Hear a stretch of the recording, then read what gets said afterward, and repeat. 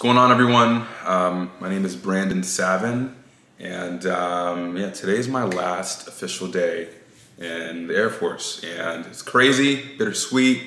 It's been an enjoyable last 6.5 years, but I just really wanted to make a video kind of going over my experience and things that I wish I'd done and things that I feel as if I'd done pretty well while in the military, and things I wish I also would have learned prior to kind of planning out this separation process. So in this video, I'm going to be going over things like education, diving into like the Montgomery versus post 9/11 versus yellow ribbon, AU to ABC, TA, all that stuff.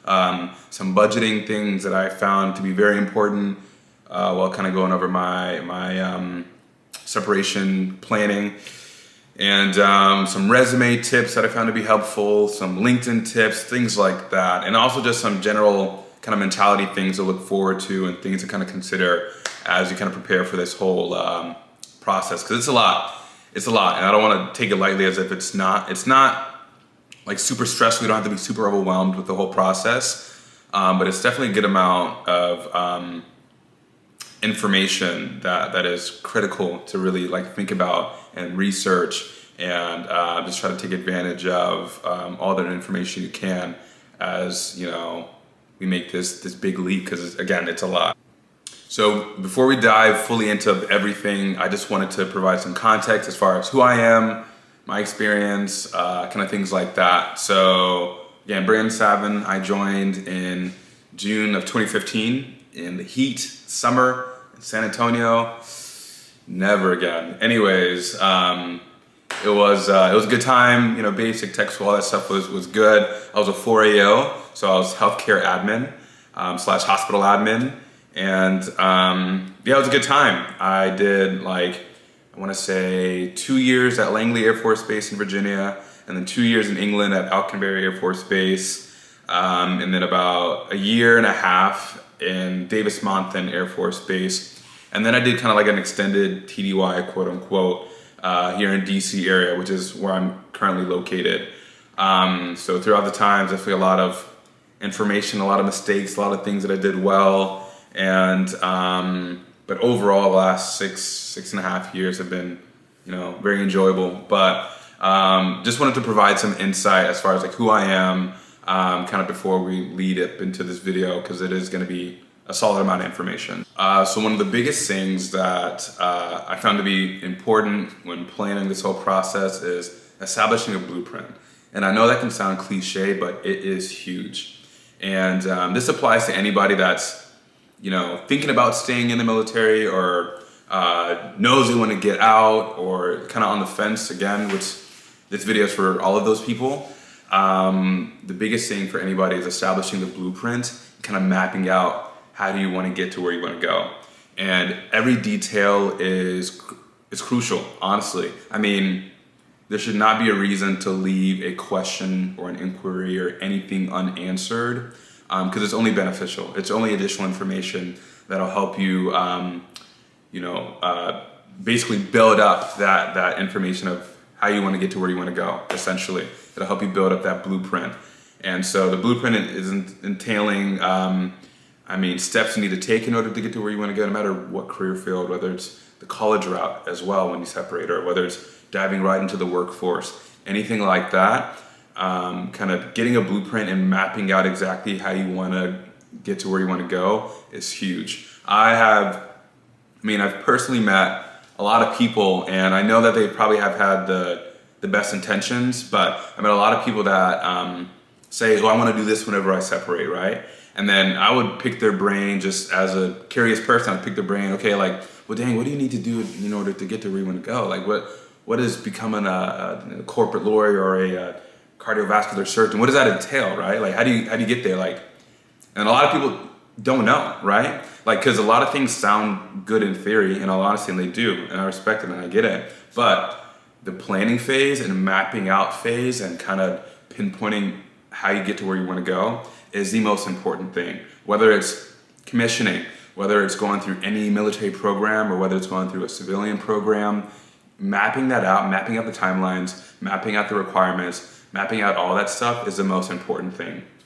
What tests, what exams you have to take, things like that are always, understanding that information is always going to be beneficial, because it not only gives you that confidence to know how you're getting to where you want to go, but it's just beneficial in general. Like, you're able to kind of map out, okay, so once I do this, then I can do that, and then I can do that, right? So establishing that blueprint and writing everything down. You don't have to have a specific, linear ideal as, okay, I'm going to be doing this. And if you do, that's fantastic. That is great. That's commendable, right? But not everybody does.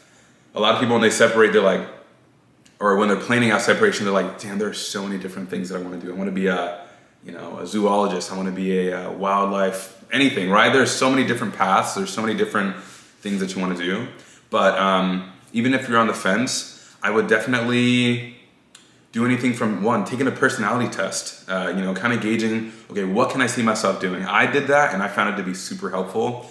It listed out like all the different jobs that I could be doing based off of my honest and true answers on that personality test, and it was extensive. I want to say it was like a Myers-Briggs, something like that, but it was helpful because it gauged my personality types. Like, would I rather be outside, or would I rather be in the in a desk or anything like that? Super important, very, very, very helpful. So again, if you don't exactly know what you want to do, at least try to talk to some additional people in fields that you might find interesting. Shadow people. That is the biggest thing for me, because when I joined, I wanted to be everything from a dentist to a PA to a freaking, broadcast journalist. I wanted to do everything.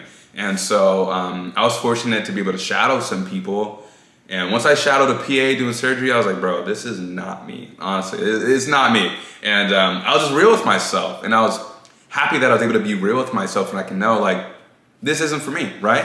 And I think that's the biggest thing, being real, and like just being really real with yourself and knowing, is this me? Is this not? Is this something I could do? And if it is, cool. Try to reach out to people, try to shadow people, take that initiative, because I've met many of people that went into a career field and they weren't even feeling it. They didn't even like it. They were sitting here like, dang, I've done all these years of, anything from pharmacy to medical school, anything, that they felt like they were doing so much of, and in the grand scheme of things, they didn't shadow people. They didn't really do the full research to determine, is this even me? Does this fit my personality characteristics? Does this fit my personality types in general? So blueprint is probably the biggest thing, mapping out where you want to go, utilizing Google, utilizing YouTube, looking up, I'm huge on YouTube. I look up everything on YouTube as far as things that I might want to do, things that I'd consider doing, things like that, right? So utilizing these platforms, people as well, taking advantage of it, looking up different career fields online, it's big. So mapping out where you want to go is going to be the most clarifying things that you could do, because it provides that real insight as far as does this even make sense in the grand scheme of things? So once you do that research with the blueprint, next is kind of mapping out exactly kind of schooling, career fields, things like that, to where you want to go. And so I'm going to be touching on schooling, because I found this to be one of the most important things for me as far as kind of getting to where I want to go. And this video, again, is for kind of me specifically as far as how I got to where I am and things that I took into consideration based off of my goals and my objectives. So this is from me, just personal testimonials as far as how I'm getting to where I want to go. So with schooling, the biggest thing that I really want to touch on is the GI Bill and the post 9/11 versus the Montgomery, and understanding the differences.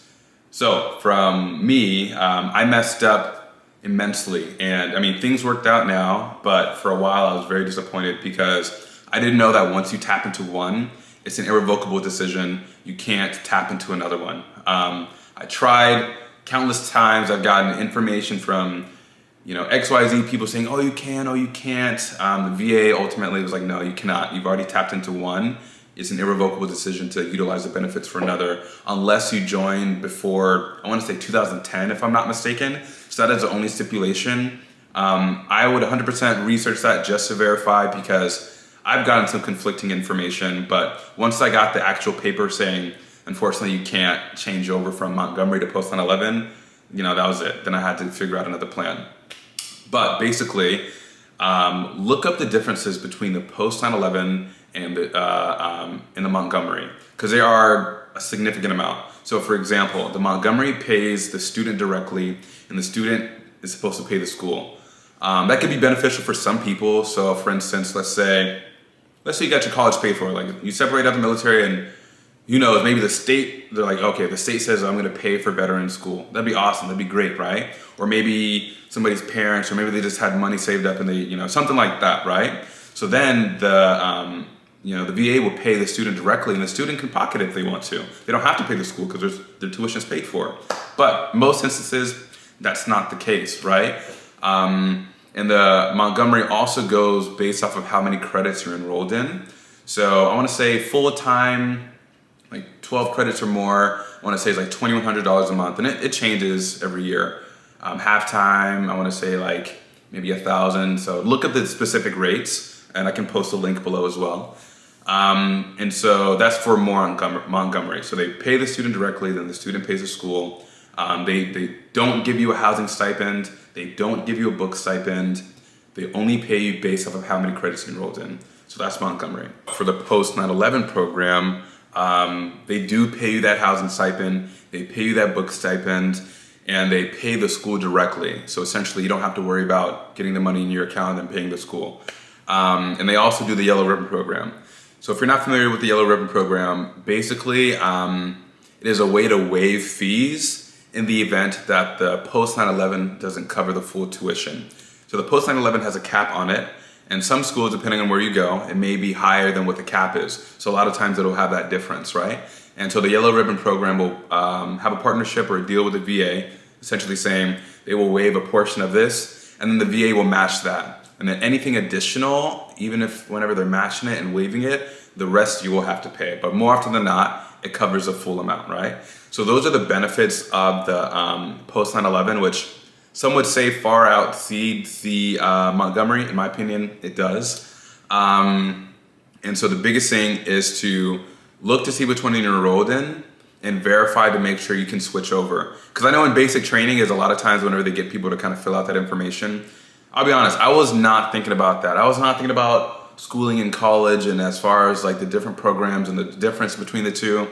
Just me personally, I joined like fresh out of high school, like I was just trying to get out, see the world. That was my main concern. So I wasn't really tripping or really pressed about which one would be, you know, better as far as whatever programs I'd be able to utilize whenever I separate. But that is huge. I mean, it's thousands and thousands of dollars difference that that you can take advantage of just with verifying which one you're enrolled in and then switching over if need be.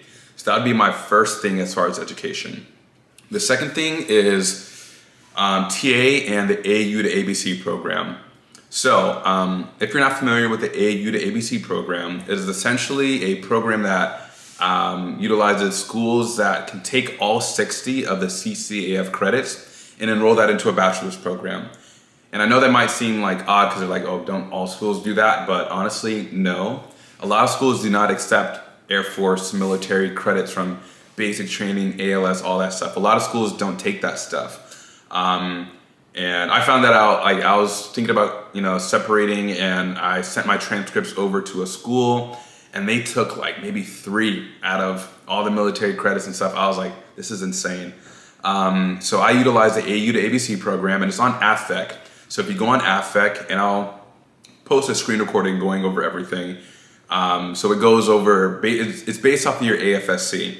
And so you go on AFEC and you do the AU to ABC program, you type in your AFSC, and it shows you just pages on pages of what schools work with the AU to ABC program based off of your AFSC.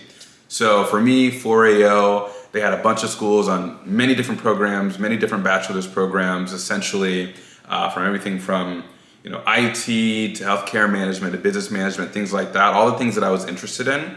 And so that AU to ABC program is a great tool in order to help accelerate your associates in getting your bachelor's. That's how I was able to finish my bachelor's within 5 years. And that's after upgrade training. I even took a break while I was PCSing. And it was because I did the AU to ABC program, and they took all my credits. And then from there, I just took classes with the school. And so I was able to finish out in a timely fashion, specifically because of that program. So it was super helpful. And if you want more of a technical degree, like sometimes it may not be on there, but I know for some of my maintenance friends, they do have some like aircraft maintenance type degrees or things of that nature from like Embry-Riddle and some related schools, things like that are credible and known as well, right? So I would definitely take a look at the AU to ABC program because it is huge. And that also brings me into accreditation. Accreditation it's very important. I've seen, and it's unfortunate, I've seen multiple military members that go to specific schools just because they kind of prey on military personnel, in all honesty. In my personal opinion, I feel as if they prey on military personnel because they know they get paid. And unfortunately, I mean, it may sound good, like, oh, finish your bachelor's in a timely fashion, XYZ, right? It sounds good, but the accreditation is not it. It could be the difference between nationally accredited and regionally accredited, things like that. And more often than not, 99% of the time, your national accreditation will not transfer over to a regionally accredited school. I've seen many people that had to start their bachelor's program completely over because they did their bachelor's through a nationally accredited school, but they wanted to do their master's with a regionally accredited school, and they didn't accept the credits. So it's literally just doing your research as far as what schools make sense, and if you want to go to a nationally accredited school, all power to you, make it happen, right?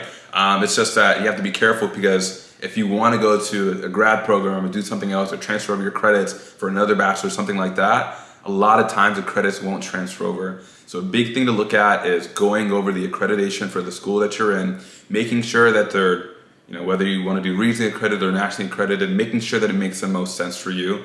Because again, it's subjective. Everything is different. Everybody has different goals as far as their bachelor's programs, master programs, things like that. But a lot of times the regionally accredited programs are where it's at because they accept schools more so around the nation than nationally accredited schools. Another thing to really look at is basically the Air Force Cool and different certifications that you can get through the Air Force Cool. It is super helpful. I mean, they have so many different certifications that you can utilize in the civilian sector as well. Everything from project management certs to IT certs, management certs, things like that. There are so many different certifications that you can use. And a lot of people don't really look at the Air Force Cool, but it is very valuable. To have that on your resume, it's great. So I would definitely go online and verify, basically if you haven't maxed out your TA or anything of that nature, see what certifications you can be able to gain from the Air Force Cool, because that's definitely something that isn't utilized as much as it should be. Also, a quick side note with the Air Force Cool, you get $4,500 for essentially your lifetime. So it's not a regular annual, fiscal year that you get for the tuition assistance. So just bear in mind that it's $4,500 capped for essentially the lifetime that you're in the AFSC. And also, when I was reading, you don't have to pay if you do fail an exam, but I would 100% just verify with education and training just to make sure. That's just what I was reading, and I saw that on the actual webpage in conjunction with what education and training told me. But again, safe than sorry, verify for your own. I don't blame you at all. I would do the same thing if I were to watch a YouTube video, but just verify 100% just to make sure that you don't have to pay it back if you do fail. But again, $4,500 for the lifetime that you are in that AFSC as well. So another thing that I really wanted to dive into was finances and budgeting as far as planning out this separation process, because it can be extensive. Just making sure that you have enough to move, for furnishing a place, things like that. In the event you're not moving back home or moving in with family, things like that. For me, my parents are in England, my brother's in Denver, and I'm in DC, so I literally had to, I had no other choice but to, establish a set financial plan just to make sure that I would be okay whenever I separate, essentially. So for me, I planned out, I told myself that I didn't want to separate with any debt, car note, nothing. I didn't want to separate with not a dime in debt, credit card, nothing. And that's just me personally, just because I didn't want anything hanging over my head whenever I separated, just because I didn't know what my salary would be. I didn't know what my financial situation would be for my job. So I was like, let me just make sure I take care of this now. So I bought me a beater, quote unquote. It was new, but it was a Nissan Versa with roll-up window, so it's not a Lexus, which I had when I was an airman, but that's an entirely different story. But yeah, I bought a car that I purchased for in cash, that had fairly low mileage, that I was like, okay, you can give me an A to B, it's reliable, good gas mileage. I'm not trying to stunt right now. I'll wait later to do that, right? But yeah, I bought me a relatively inexpensive car just to make sure that I was living below my means. That was the biggest thing that I was really trying to get to now, being that, one, I didn't even know what my means would be in the next few months. I didn't know my salary, I didn't know what it would be. So I was like, let me purchase this car. And I did that back in Arizona, my last duty station, just because I knew I was gonna separate in a solid 2 years, a year and a half. So I was like, okay, let me buy an inexpensive car, which I don't have to worry about later, right? So that's a big thing, kind of going over the finances and budgeting as far as like, okay, whenever I do separate, what is my budget gonna look like? And for me, I told myself I wanted to have at least 3 to 6 months of expenses in just a regular savings account. Something that I didn't need to touch unless I had to, right? So I wanted to have 3 to 6 months of expenses in a savings account just to prepare in the event the job application process took a long time, job search took a long time. Because, I mean, I got a job, but it was solidified during COVID, and everything on the news was talking about, oh, job this, job that. I don't know about, careers during COVID, things like that. Everybody was worried, getting laid off, blah, blah, blah. So I was definitely worried about that. So I was like, okay, I have to make sure I have 3 to 6 months of expenses saved up in conjunction with me moving. I knew that the military wasn't gonna pay for everything for me moving from Arizona to DC, where I'm currently at. So I was like, okay, I'll have to account for, I estimated highly, I round up for sure on my budget, and I said $5,000, and that accounted for, me shipping my car, which definitely costed, I wanna say, I think it was about $1,100 if I'm not mistaken. So shipping my car, putting down my deposit for my apartment, furnishing my place, getting everything as far as pots, pans, air fryer, the whole iron, everything. I accounted for everything. I made an Excel spreadsheet going over all of my basically items that I would have to spend money on. And that was super helpful because for me, how I kind of, get over being stressed and being anxious is I like to plan. I know that might not work for everybody, but for me, if I have a solid plan that eases my mind, that lets me know, okay, this is written out, I've accounted for this, I've accounted for that, I can worry less being that I've accounted for that. And that goes with essentially everything. I accounted for these things to happen, so with that, I was able to be a lot less stressed. And I mean, things pop up, things happen, right? Not everything goes as planned. Like, we're human, it happens, right? But at least I had a general idea of some things that were relatively concrete, and some things that I knew, like, the price may fluctuate, that's fine, but at least I've rounded up, I've accounted for some things being more expensive than they may actually be. So that worked out for me. I tried to be, again, debt-free, which worked out. I saved up. So I saved up about 20 to 25 grand just in just a regular savings account, something that I didn't want to touch unless I absolutely had to. And then on top of that, 5 grand for moving expenses. So it just worked for me at the time. I'll be honest, I was very strict in my budget. Minimal eating out. I tried to just make sure that I was living below my means. Even if I would go out on a date, I'll be honest, I'd be frugal, and we'd usually like cook at my house or something like that. Like, it seems romantic, it does, but in the grand scheme of things, it saves that money, and that's the big thing. Again, so this is like me, like, I don't have a wife, I don't have kids right now, like, so it might have been a bit easier for me to be that whole debt-free journey. For other people, I'm sure they could be able to manage their debt as they separate, and they could be able to figure it out. But that's definitely just something to consider, because debt, it kind of snowballs, right? The interest rates, it's getting more expensive. So I would definitely take debt into consideration, and interest rates as well, just to make sure that whenever you do separate, if you don't have anything specifically solidified, that you can manage your budget. So that's a big thing.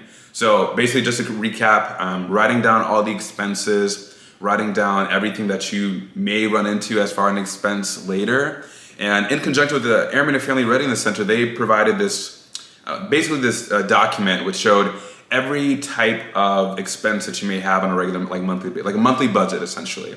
And so I was going, that's how I based my 3 to 5 months of expenses. Based off of that, I looked up, rent prices in my area. I looked up utilities like, water, electricity, all that stuff. I did a general idea and I rounded up again.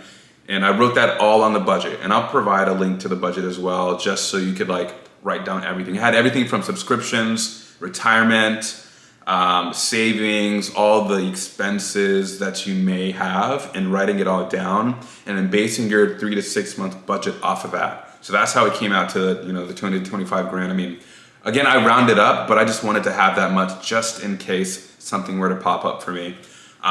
So yeah, just writing down everything on an Excel sheet, and I mean, write down everything that you could think of. I mean, let's say you're an avid gamer, music listener, something like that that that you have subscriptions for. Account for that in there, because you don't want to take away ultimately from your happiness, right? This is supposed to be a happy journey with you getting out of the military. So account for all of that stuff and write it all down and make sure that, it makes sense, essentially.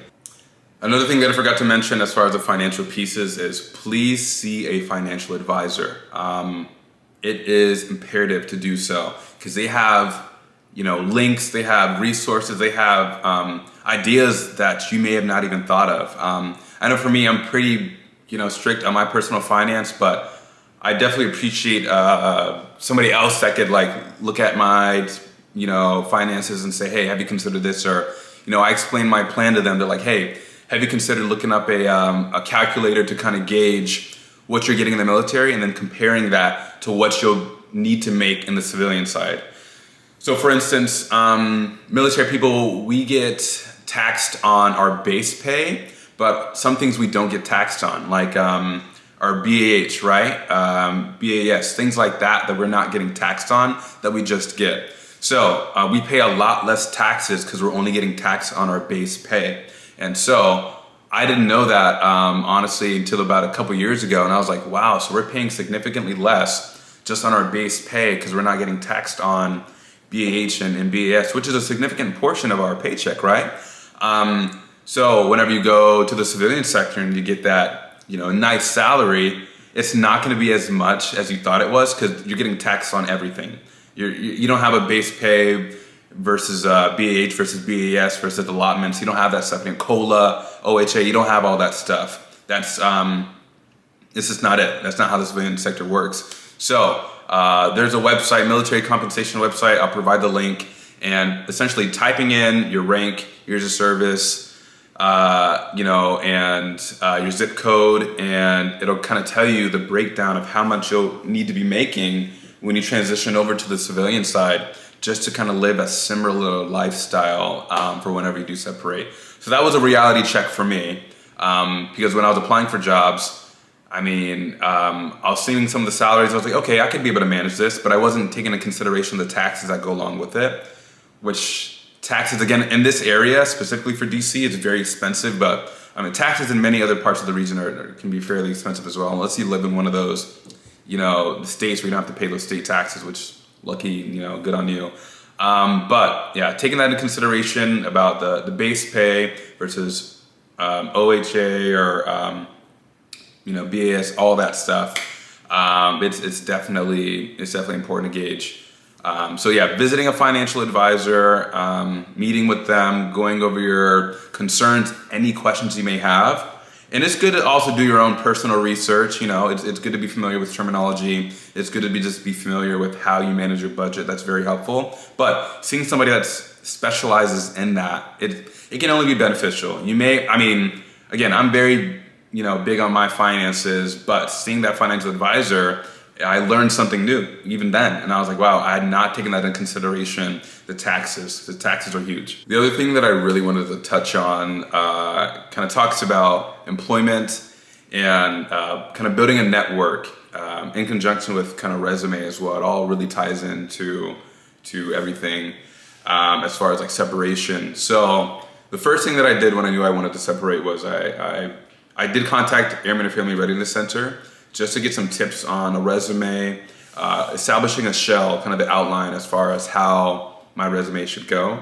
And that was very helpful for sure. And because I felt like online, I was getting so many different answers as far as how I should structure my resume. And it's really all subjective. There's so many different type of resumes out there, but they provided a lot of good information, some pamphlets, and some one-on-one coaching as far as how I should kind of formulate my resume.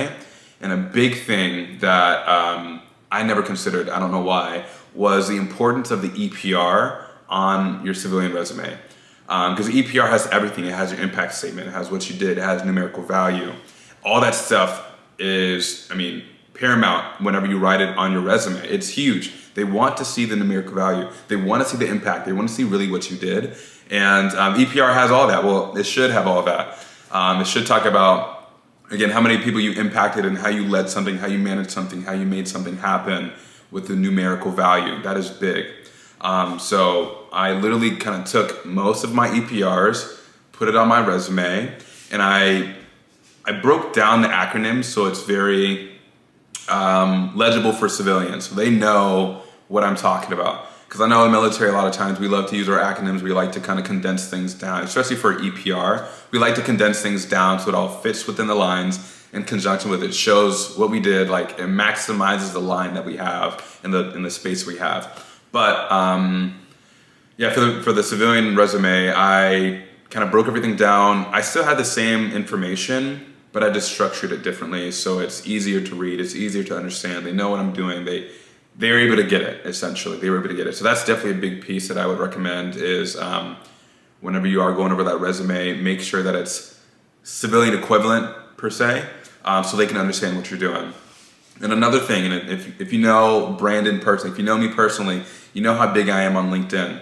And you know how big I am with establishing connections and networking with people, especially with people that are in the career field that you want to get in conjunction with ones that aren't, in all honesty, because they can both provide some insightful information, and the people that aren't, they can maybe think about things a bit differently that you wouldn't have ever considered, right? So for me, I started my LinkedIn a few years ago when I realized like, wow, this is a huge network, thousands of people on it, maybe millions, I have no idea, but there are so many people on it, so many professionals on it, like I should just get on. I mean, I'm not there yet, but in my planning phase, it'll help me see how people got to where they are, right? Because that was a big thing for me, like, how is this person the director of Netflix, and director, you know, so many random people, like you never would have thought like the CEO of Goldman Sachs, like random stuff, and kind of how people got to where they are. And a lot of people have basically a condensed down version of their resume on LinkedIn. So it gave me some great information like, wow, I see this person is doing exactly what I want to do.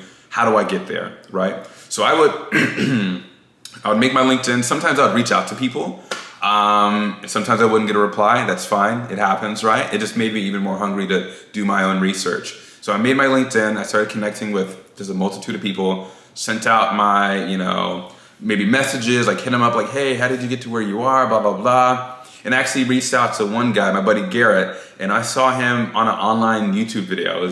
He was featured on CNBC Money Make It, and I'll post the link below. And yeah, he's doing very well for himself. And I watched the video because I love those personal finance videos. And he was, you know, prior service member. He was a veteran, got out in the kind of DC area, and he was doing very well for himself. I was like, how does somebody get to where they are, right? So I reached out to him, and you know, to my surprise, he hit me up. We were on the phone for at least 2.5 hours. He gave me so much great information in regards to financing, budgeting, education, you know, GI Bill, all that stuff, utilization, all that stuff that I found to be extremely helpful in my transition and in my move to DC as well. So I was fortunate to be able to reach out to somebody, and they actually got back with me.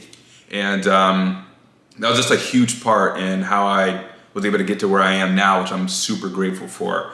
So I'm never afraid to reach out to anybody, because the worst they can say is no. The worst they can do is block me, right? I mean, whatever, it happens, right? But I definitely wanted to reach out to people and pick their brains, kind of get to, you know, understand how they got to where they are. And also, it doesn't help to foster a relationship. I mean, that's a huge part in reaching out and networking with people as well. It's not solely for one's self-benefit. I mean, it'd be great to foster a relationship if they're willing to do so as well, right? But a lot of times reaching out to people, I get it, people are busy, people have stuff going on, but a lot of people, a lot of people like to talk about themselves, let's be honest. And two, there are a lot of people that would like to help, that would like to see people succeed, because, I mean, they may have once been, you know, in your shoes as well. So my takeaway is definitely to never be afraid to reach out to people. Create that LinkedIn profile.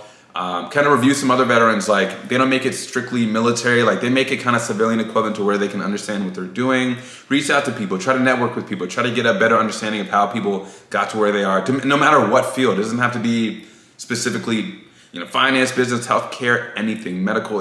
I mean, it's anything on there. So the biggest thing is just taking away is reaching out to people, understanding how people got to where they are, and just not necessarily being afraid to get rejected. Because, I mean, it's happened to me many times, as far as, you know, whether it be my grad program that I reached out to people just inquiring, or civilian employment, anything like that. But the biggest thing is at least you tried. And if they don't answer your questions, go online, look it up. There's a community out there to help people for sure. Reddit, YouTube, you know, Googling every question. Again, back to that blueprint. Any question that you may have, write it down and try to get it answered, because it just helps nobody to leave any questions unanswered, essentially. So as far as everything, you know, we've talked about, whether it be budgeting, education, resume, LinkedIn, things like that. And I can make another video with more specifics, but I really wanted to touch on some other less structured things, and it's more so mentality things to have whenever, you know, gauging separation, or whether you want to stay in or anything like that, that are crucial in order to kind of get you to where you want to go. So one of the most important things that I noticed throughout my career is the ability to surround myself with people that align with the goals in the future that I have, that align with where I'm trying to go, that lift me up, whether it be, you know, spiritually, mentally, anything of that nature, that lift me up and kind of hold me accountable, especially hold me accountable, but are also great friends that I can rely on. Surrounding myself, again, with people that I feel like are beneficial to my future and getting me to where I want to go. I can't tell you how many people I've seen throughout my career, whether it be even as an airman, NCO, anything like that, that I felt like weren't hanging around the right crowd, and unfortunately ended up getting in trouble, not reaching their full potential. Some of them got kicked out from the military just from hanging around the wrong crowd, and that is huge, honestly. Again, sometimes it's easier said than done, right? A lot of times it's easy for some people to kind of influence some people, like especially if they're brand new to the base or a brand new airman, trying to fit in, anything of that nature. It's really important to try to hang around a crowd that, you know, promotes success. That is probably the most important thing for me, getting me to where I want to go, is having friends that held me accountable, having friends that had goals and objectives that they wanted to meet as well. We were both, you know, all of us, our friend group, we were all trying to make it happen. We had like a group chat. We were all really just trying to make it happen. And, you know, they're definitely uplifting, right? And I'm fortunate to have that. I know it's, again, sometimes easier said than done, but I really think, you know, seeking out certain, you know, people or friendships or even mentorships as well, that is huge. Having a mentor, people that you're like, you can rely on, people that you can, you know, ping ideas off of. At all of my bases, I've been fortunate to have, you know, mentors, people that I feel as if I could reach out to. Not even within my, you know, chain of command, supervision, anything like that. I mean, I was hospital. Most of my friends were like intel maintainers or comm. So, you know, I sometimes went to some community events at the dorms, or I would go to some other events when I was at NCO and, you know, meet different people and, you know, make friends there, and kind of try to foster relationships with people that I felt like were conducive to where I could see myself going. So that's definitely one of the biggest things that I feel as if I saw was people not necessarily reaching their full potential just due to the crowd that they hung around. And another mentality thing that I feel as if it's crucial is it's not too early to prepare. I thought that, I was like, you know, I'll wait 2 years. I'll wait until my last few months, XYZ. For some people that works out. And again, if you're on that short term, like if you're about to separate soon, it's not too late at all. Just do your research as far as getting you to where you want to go. Again, establishing that blueprint, and I mean, hone in, you know, literally tunnel vision, focus on exactly what you're trying to make happen. No distraction, no social media, anything like gaming, none of that stuff. Really hone in on where you're trying to go. 'Cause it's like, it's real. I mean, it's no more Uncle Sam paying the bills, XYZ. Like, this is 100%, you know, you trying to get to where you want to go. And if you're on that short time period, I'd really hone in and try to understand where you're trying to go. Again, it's not too late. Things will work out if you really do the research for it.